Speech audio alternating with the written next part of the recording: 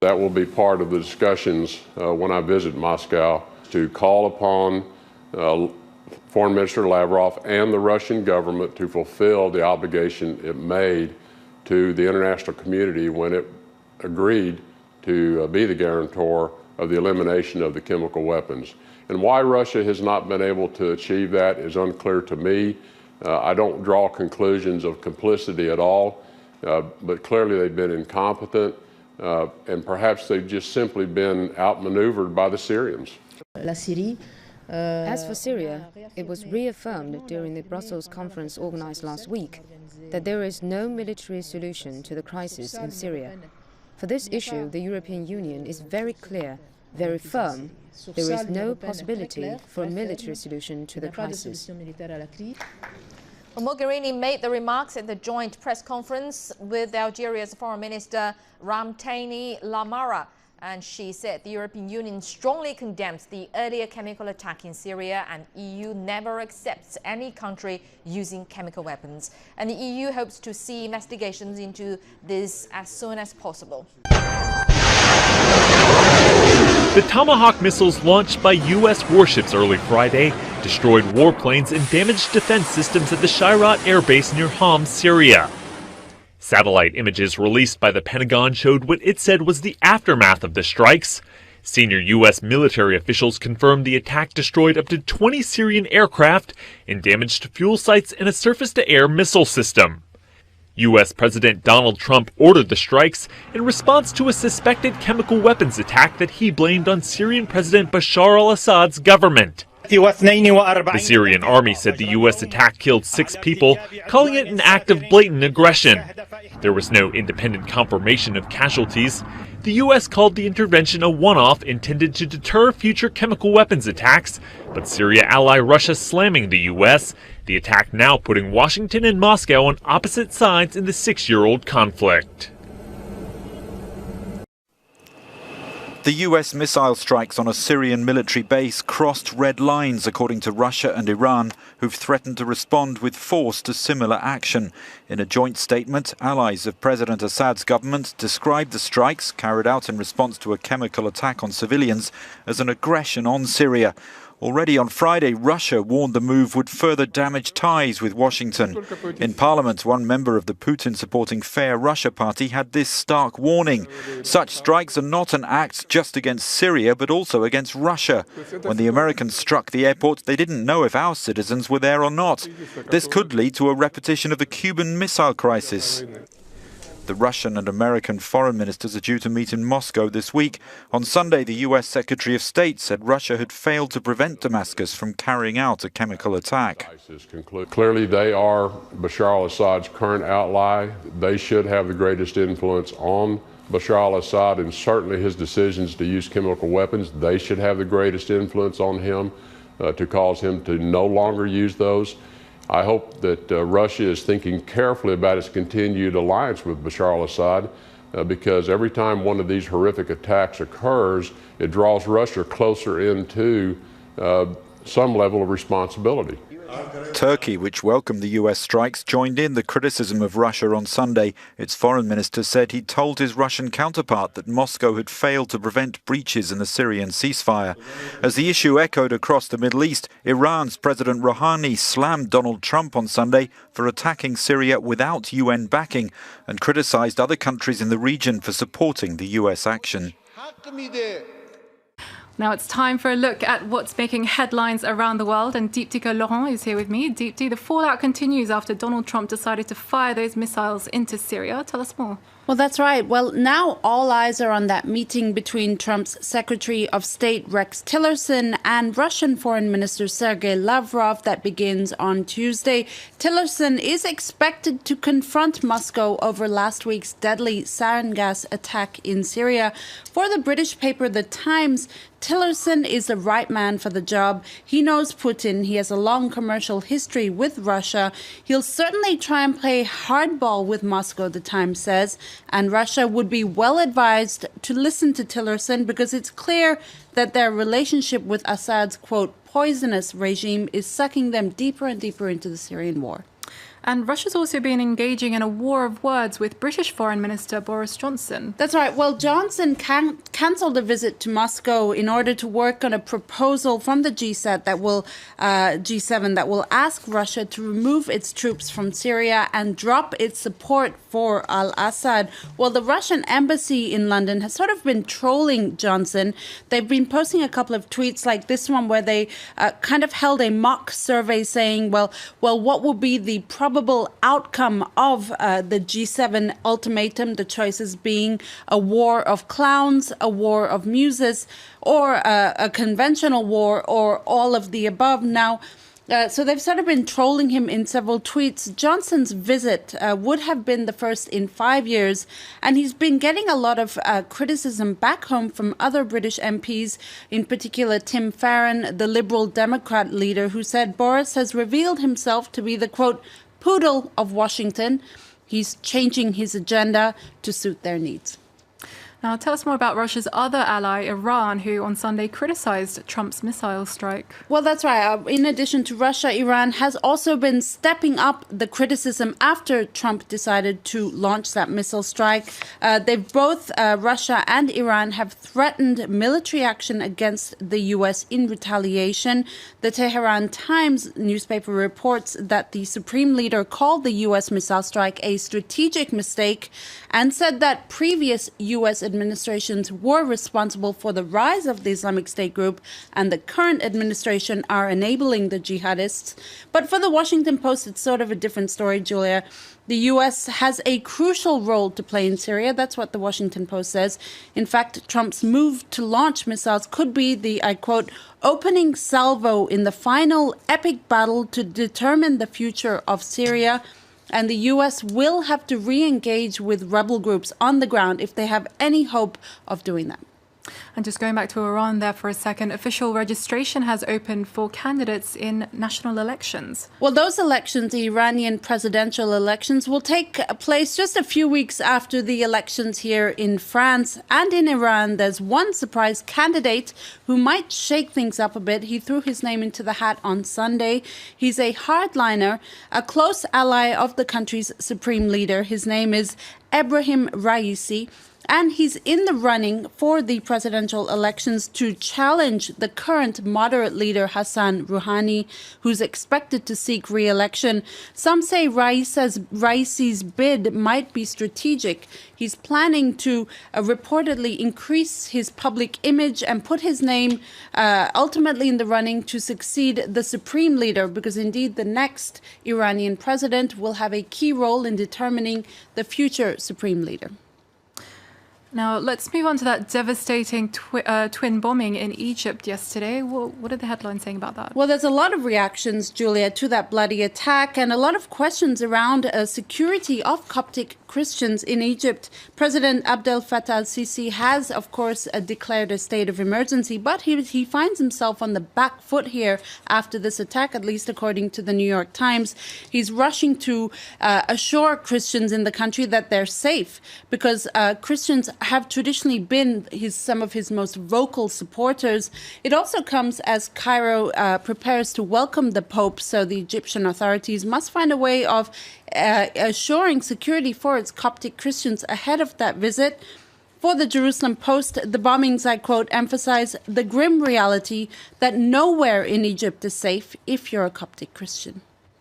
And finally, Alec Baldwin may want to retire his Donald Trump persona on Saturday Night Live, but he's found a new fan following in another impersonation. Tell us more. Well, that's right. He announced a month ago that he's tired of playing Trump, but he may have a new calling in Bill O'Reilly, the Fox News presenter embroiled in a sexual assault scandal. In fact, on SNL this weekend, Baldwin's Trump was interviewed by Baldwin's O'Reilly. And for Vox, it's clear that Baldwin's O'Reilly was far funnier. Baldwin's Trump lacked energy, and at times he sounded downright bored. Vox says, admittedly, many of us thought he'd retired the orange wig by November, but clearly it's not the case. Well, thank you very much, Deepti. I think we're not the only ones getting Trump fatigue by now. Well, that's all from me. I'll be back in just a few minutes.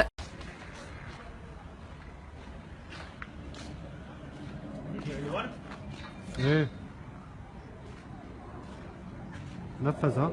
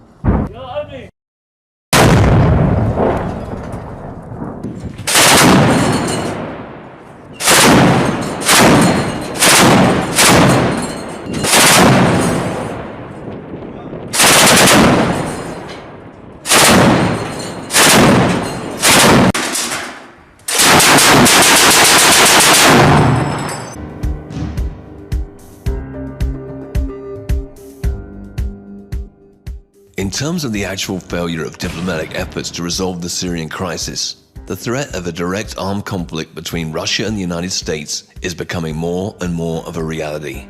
In simulating a possible armed conflict between the armed forces of the involved countries, we can state with some confidence that it will commence with a series of provocative actions. Possibilities include airstrikes of unknown aircraft on civilians, the use of chemical weapons, destruction of humanitarian convoys, shooting at military aircraft or ships of the coalition forces, and possibly even encompassing their complete destruction. The United States and Western countries will undoubtedly accuse the Syrian or Russian armed forces of any such action in this regard. Furthermore, bypassing all the international organizations and their resolutions, a certain group of Friends of Syria will declare a decision to establish a no-fly zone over Syria to ensure the safety of the civilian population as part of the US R2P responsibility to protect strategy. After a repeated provocative episode, for example, the use of chemical weapons, there will be an announcement for the beginning of a full-scale military operation against the criminal regime and its ally. If it is decided to fully implement this power projection scenario, the target of the first strike will be air defense systems and command and control centers of the Syrian army. The US would show their strength and willingness to take extreme measures to offset the Assad regime. In this scenario, the campaign against the media propagandized universal evil is to improve the reputation of the United States on the world stage. This strike will be launched with cruise missiles upon the most vulnerable targets, which will be situated in locations with the weakest air defense systems. The Syrian army will not be able to strike back on its own, and Russia may be willing to make significant concessions in the negotiation process. That could relieve the United States from the need to carry out more extensive and costly operations. However, Russia is likely to act from the position of strength, qualifying the deaths of several groups of Russian military advisors in the Syrian targeted areas as an act of aggression. Russia can execute a number of various military operations, directly or indirectly. In particular, several American ships in the US Mediterranean Fleet could be destroyed by stealthy diesel-electric submarines of the Project 636 Warzawianka. In addition, US warships can be attacked by Tu-160 strategic bombers, or US warships, aviation and ground forces and facilities in the Middle East which were involved in the aggression can be attacked by Russian rocket, artillery and air defense systems from Syrian territory and on behalf of the Syrian Arab Army. Any such direct or indirect operations will also be framed by the US as an act of aggression. Thus, they will move on to the scenario of a massive attack of the forces of the two fleets. In general, this strike can be executed by more than 1,500 cruise missiles. Currently in the Mediterranean Sea, there is deployed 4 guided missile destroyers of the US Navy. Each of them is equipped with multiple vertical launch systems with no less than 90 startup cells, each of which can be charged with an anti-submarine, anti-aircraft, or a cruise missile. When the strikes are executed on the ground targets, each cell can be charged with a guided missile BMG-109 Tomahawk. The Naval Combat Group would be shadowed by one nuclear-powered Ohio-class sub with more than 150 cruise missiles on board. The US Fifth Fleet has another powerful group of warships, which can be deployed in the Persian Gulf and the Red Sea.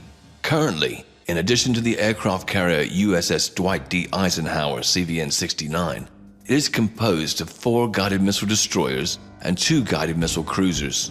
This naval group is reinforced with 2 guided missile submarines.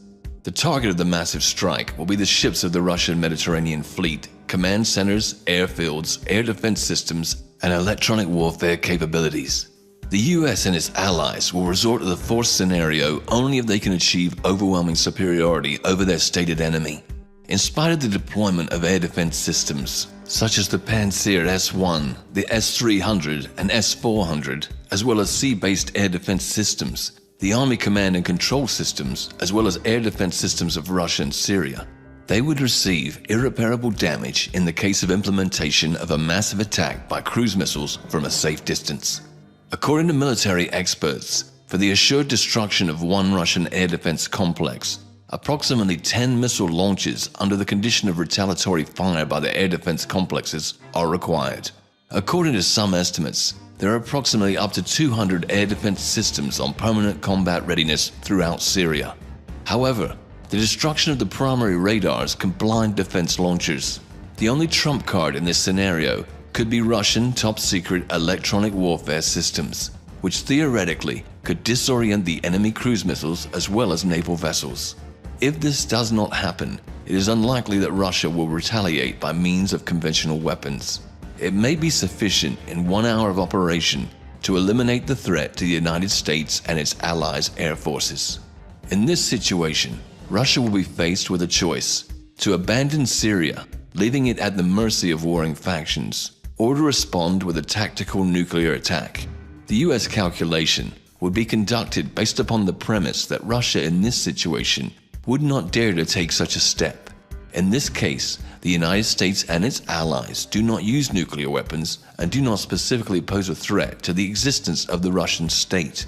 Although that point could be debated, considering the US is continually imposing itself upon Russia's borders and has continually played the actual role of aggressor since the beginning of the new Cold War. Meanwhile, taking into account the approximate flight time of cruise missiles to the target, the military and political Russian leadership will have enough time to estimate the scale of the attack and resort to a predetermined response plan. The main Russian counterstrike would be executed upon the elements of the missile defense systems in Europe. At the same time, the concentrated forces of the 5th and 6th Fleets will be entirely destroyed by the X-102 missiles from Tu-160 bombers. The US and its allies, in their turn, will try to launch a retaliatory nuclear strike on the territory of the Russian Federation. Thus, the final step will be a strategic nuclear exchange. However, we must also consider a more likely scenario that involves maintaining military parity in the Syria region. The conflicting parties may continue negotiations, gradually developing successes on various fronts. After the capture of Mosul and Raqqa, the US coalition forces will attempt to gain control over as much Syrian territory as possible. After the capture of Aleppo, Russia will also move to the center of the country. Thus, Syria will be divided into spheres of influence similar to post-war Germany. The parties will then begin long-term political negotiations on forming a national unity government and resolve the status of Kurdish autonomy. No matter how the situation develops, Russia will continue to ensure the rise to power of a loyal government that is representative of the Syrian people, as well as being a staunch ally and thus retaining the Russian naval base in Syria. The recent win by Donald Trump in the US presidential election likely contributes to this peaceful scenario. Experts expect that with Trump in the White House, the main players in the region, Russia and the US, will have more chances to make a deal to divide the spheres of influence.